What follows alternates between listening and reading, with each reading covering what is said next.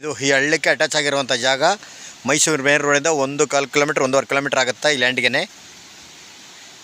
Malavalli to Mysuru highway ರೋಡಿಂದ ಒಳಗಡೆ 1.25 kilometre ಆಗುತ್ತಾ. ನೋಡಿ ಇಲ್ಲೊಂದು ಹಳ್ಳ ಬರ್ತದೆ ದೊಡ್ಡದಲ್ಲಿ, ಯಾವಾಗಲೂ ನೀರು ಮಾತ್ರ ಹರಿತಾ ಇರ್ತದೆ. ಇದು ಹಳ್ಳದಲ್ಲಿ ನೀರು ಹಿಂಗೆ ಹರಿತಾ ಇರ್ತದೆ ನೋಡಿ. ಯಾವ ಬೇಸಿಗೆಲೆಲ್ಲ ಕಂಟಿನ್ಯೂಸ್ ಆಗಿ ನೀರು ಹಿಂಗೆ ಹರಿತಿರ್ತದೆ.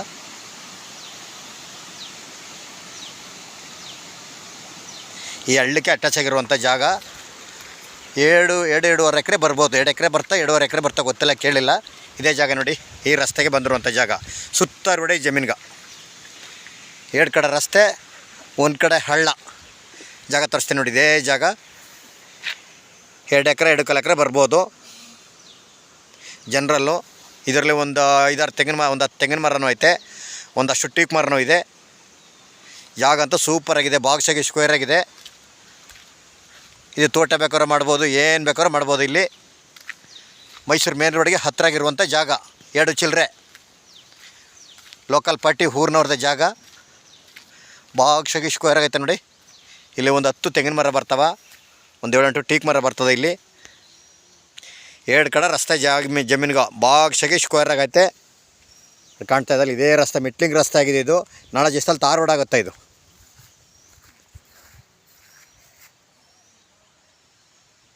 ಇವರು ಕುಂಟೆ 1,40,000 ರೂಪಾಯಿ ಹೇಳ್ತಾ ಇದ್ದಾರೆ. ಕೂತ್ಕೊಂಡ್ರೆ ಹೆಚ್ಚು ಕಮ್ಮಿ ಒಂದು 5,000-10,000 ನೆಗೋಷಿಯಬಲ್ ಆಗ್ಬೋದು. ಮಳವಳ್ಳಿಯಿಂದ ಕೇವಲ 8 ಕಿಲೋಮೀಟ್ರು, 8ರಿಂದ 9 ಕಿಲೋಮೀಟ್ರು. ಮಳವಳ್ಳಿ ಮೈಸೂರು ಟೂನಟ್ ಹೈವೇ ರೋಡಿಂದ ಒಳಗಡೆಗೆ 1.25 ಕಿಲೋಮೀಟ್ರ್ 1.5 ಕಿಲೋಮೀಟ್ರ್ ಆಗುತ್ತಾ. ಈ ರಸ್ತೆಗೆ ರಸ್ತೆಗೆ ಇರುವಂಥ ಮೆಟ್ಲಿಂಗ್ ರಸ್ತೆಗೆ ಇರುವಂಥ ಜಾಗ ಇದು. ಮೈಸೂರಿಂದ 40 ಕಿಲೋಮೀಟ್ರು, ಮಳವಳ್ಳಿಯಿಂದ 8 ಕಿಲೋಮೀಟ್ರು, ಬೆಂಗಳೂರಿಂದ 108 ಕಿಲೋಮೀಟ್ರ್ ಲ್ಯಾಂಡ್ಗೆ. ಒಂದು ಮಿಷಿನ್ ಮಣ್ಣು ಆಯ್ತು, ಹಳ್ಳದಿಂದ ನೀರು ಲಿಫ್ಟ್ ತಗೊಂಡಿದ್ದಾರೆ. ಎನಿ ಟೈಮ್ ಯಾವ ಬೇಸಿಗೆಲ್ಲ ನೀರಂತೂ ಹರಿತಿರ್ತದೆ ನೋಡಿ. ಹಳ್ಳದಿಂದ ಅಟ್ಯಾಚ್ ಮಾಡ್ಕೊಂಡು ನೀರು ತಗೊಂಡಿದ್ದಾರೆ. ಇದಕ್ಕೆ ತೋಟ ಮಾಡೋಕ್ಕಂತೂ ಸೂಪರಾಗಿದೆ. ಜಾಗನೂ ಒಳ್ಳೆ ತುಂಬ ಚೆನ್ನಾಗಿದೆ ನೋಡಿ. ರೋಡಿಂದ 1-2 ಅಡಿ ಕೆಳಗಡೆ ಡೌನಲ್ಲಿದೆ. 2 ಕಡೆ ರಸ್ತೆ, 1 ಕಡೆ ಹಳ್ಳ.